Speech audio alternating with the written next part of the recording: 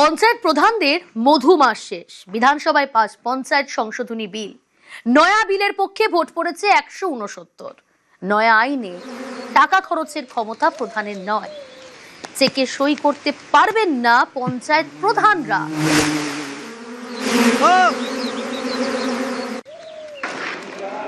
এখন পঞ্চায়েত ও গ্রামোন্নয়ন দপ্তরের মাননীয় মন্ত্রী মহোদয় বিলটিকে অনুমোদনের জন্য প্রস্তাব উত্থাপন করবেন।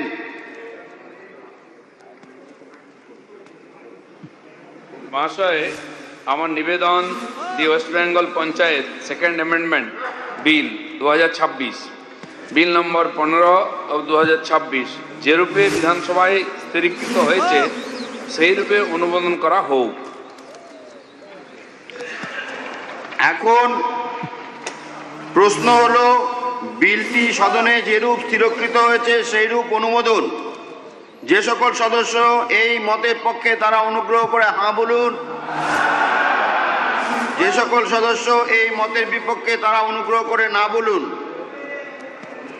হ্যাঁ জ্ঞাপক মত বেশি, হ্যাঁ জ্ঞাপক মত বেশি। বিলটি অনুমোদিত হয়েছে। বিলটি অনুমোদিত হয়েছে।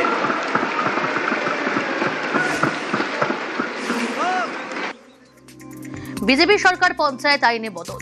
টাকা খরচের ক্ষমতা আর প্রধানের হাতে নয়, চেকে পঞ্চায়েত প্রধানের আর সই নয়, চেকে সই করবেন সরকারি অফিসাররা। টাকা খরচের নির্দেশে সরকারি অফিসারের সই বাধ্যতামূলক। পঞ্চায়েত আইনে সংশোধনী আনতে আজই দিন। এবার থেকে আর প্রধানের সই নয়, চেকে সই করবেন সরকারি অফিসাররা।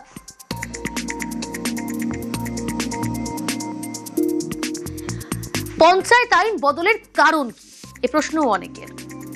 জনপ্রতিনিধিদের দুর্নীতি রোখা, পঞ্চায়েতের কাজ যাতে থমকে না থাকে, কাজ পরিষেবা পেতে যেন কোনো অসুবিধা না হয় উপভোক্তাদের, সাধারণ মানুষের, সেই কারণেই পঞ্চায়েত আইন বদল করাটা জরুরি।